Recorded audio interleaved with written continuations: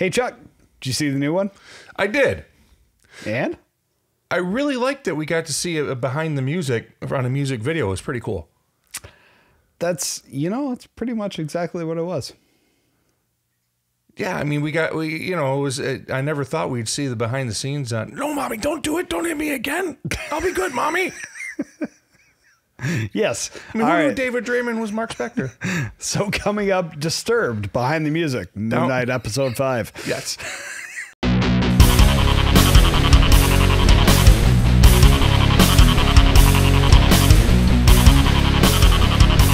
Hello and welcome to the Nerd Card. I'm Phil. I'm Chuck. And today we're going to be talking about Moon Knight, episode 5. Yes, the Egyptian mythology episode. It really was, and it basically gave the backstory of Marc Spector through the lens of Egyptian mythology. Yeah.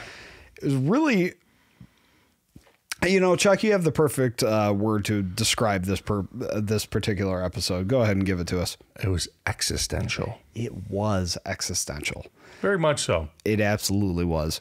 And it did make me think of Trey Parker and Matt Stone when they're in the underworld at the afterlife, and it's the Egyptian. It's like, oh, the Egyptians were right. It was the Egyptians was the correct answer.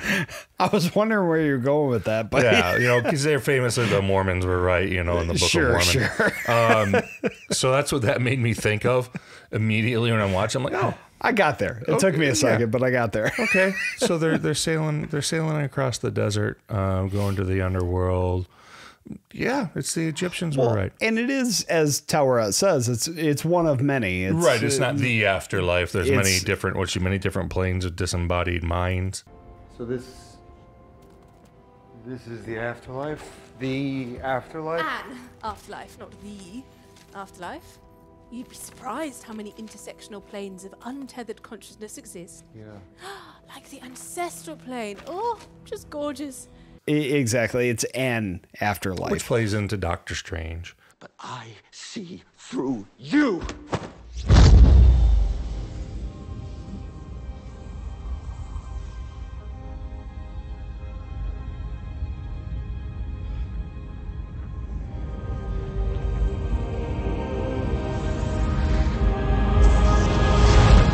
What did you just do to me?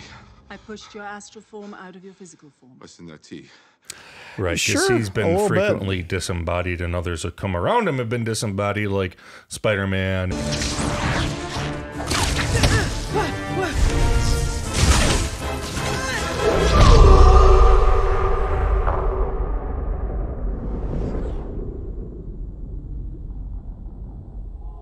Oh my god, I'm dead!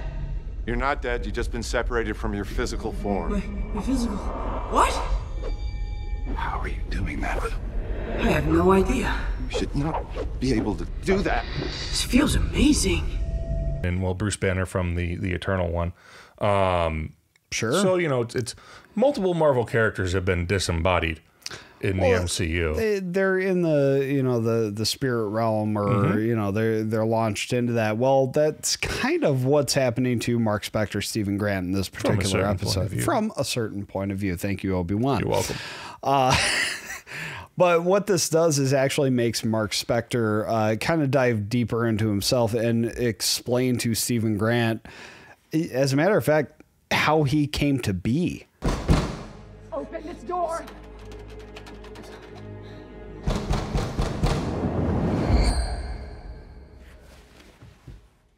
Bloody hell.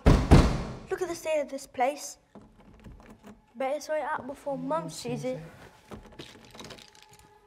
Mark, open this door right now!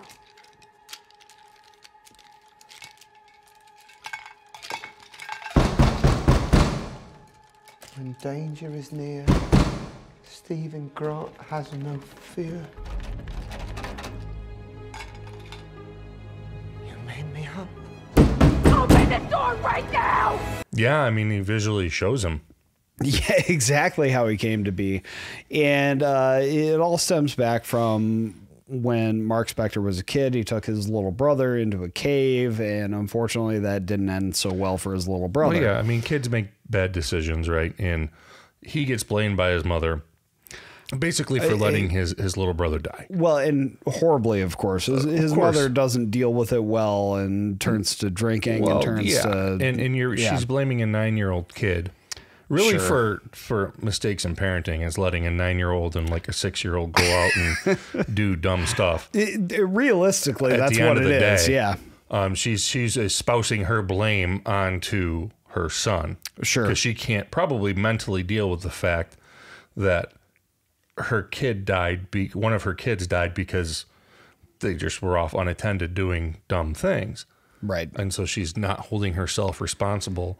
Well, she's for holding their care. She's holding Mark responsible. You're supposed to look after him. He's 9, lady. 9. Right. Okay. That's crazy talk. You don't let a 9-year-old be in charge of another kid. Well, and actually that kind of speaks to his mental state, right? It may have been a genetic thing. I mean, she was divergent and went into that. Yeah. And as a result, Mark ends up being divergent as well and dealing with it by seeing this poster of this explorer guy named Stephen Grant and creating Stephen, who is never scared in the face of danger. Well, yeah, and it kind of really messed with Stephen's reality, right? Because then he comes to learn that he's not the authentic Joe. He's a copy. He's a clone, so to speak. He's a creation, yeah. Mm-hmm. Of Marc Spector, and really it's a very interesting dynamic, especially interesting because there is a third personality and we haven't seen him yet. No, I mean, the first Stephen was created because, Mark didn't like the being part of the Down with the Sickness music video. So he created Stephen to kind of cope with that. So he didn't have to deal with everything every time his mother was brutal to him. Sure. So he created this character who had a great relationship with his own mother, who, he's just talking to dial tone when he would talk to his mother. Hello, Mrs. Grant. Yes, this is Dr. Harrow. Stephen's here. He'd like to speak with you. Stephen, would you like to speak to your mother?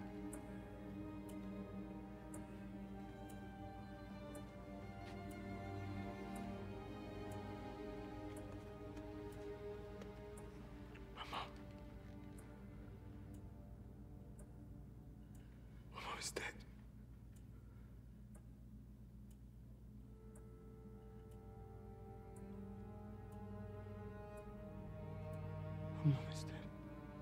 Yeah. Oh, that was very subtle too. Yeah. When Arthur Harrow's character, or the psychiatrist, I guess, just really a manifestation of Marc Spector's subconscious mind at this point in these particular episodes, hands Stephen Grant the phone to talk to his mother. We hear very subtly a dial tone. And when they go out on the street and you see both of them observing the memory of Stephen talking to mom on the phone, it's just the start screen on a smartphone. It is. That's an interesting detail that I almost didn't pick up, but I went, oh yeah. He's not actually talking to anyone. He's not talking to anybody. Yeah. So, there's compelling evidence that Marvel's putting out there that, maybe he's been in the loony bin this whole time. Maybe he's been in an asylum, which is the title of the episode. Yeah. Maybe he's been in an asylum this entire time.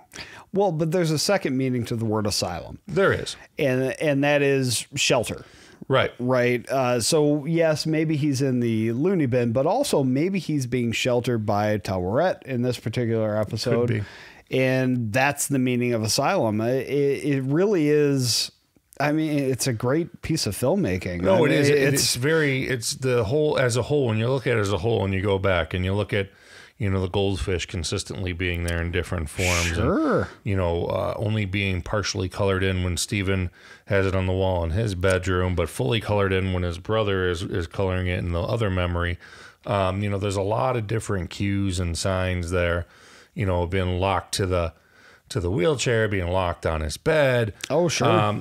There's all kinds of ways you could go, and Marvel, is throwing this as maybe a red herring, maybe not. We don't know at this point. Basically, they're going every which way with it. And as I said before, I really feel that this series is going to be one that we finish it up and go, holy crap, I got to watch the whole thing again. Because it'll make a lot more sense from the beginning. Exactly. It's much more WandaVision than it is Falcon and the Winter Soldier. It 100% is. As I've been watching it, I feel it's more like a Westworld kind of thing where you get to the last episode and you go, oh, okay, I get it. Let me watch it again. Yeah. And I'll figure it out. Violence as Westworld.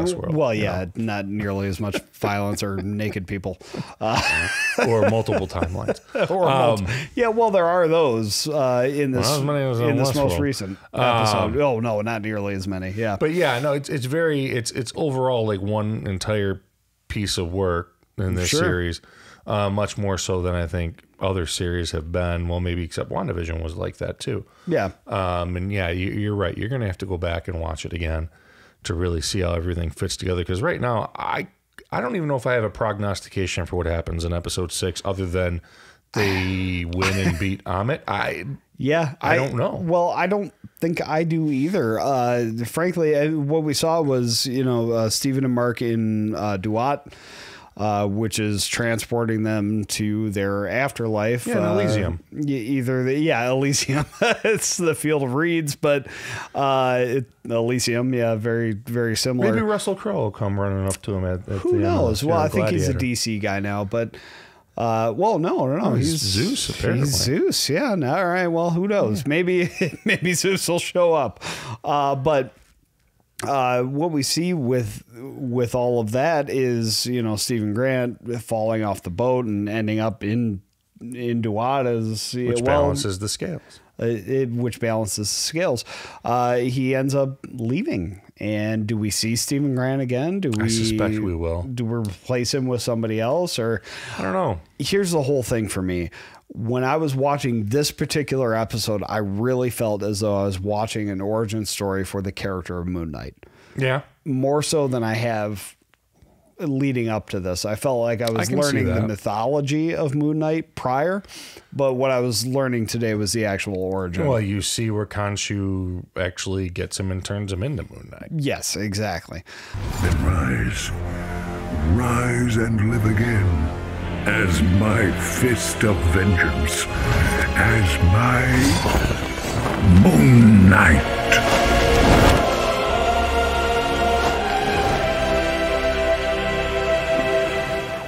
So I think this whole series is going to serve as that. The origin it's his story. origin. That's what it is. I mean, and it, like we've said before, I gotta think we're gonna see Moon Knight again further in the movies, because why would you get Oscar Isaac and play this part just for this 6-parter? It doesn't make any sense. You're absolutely right. And before we leave it, I do want to say that Oscar Isaac is just...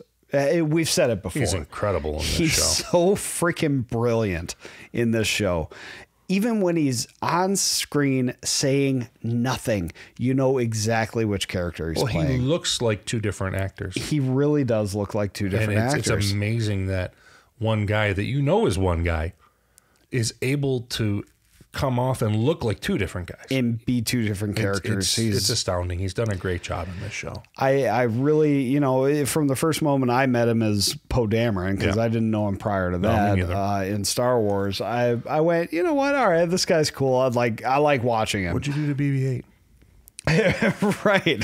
What you do to the Falcon? It doesn't look like BB-8. Yeah. It's that whole thing. Yeah, he's not on fire. He's on fire. It's in one piece. Anyway, it's that whole thing.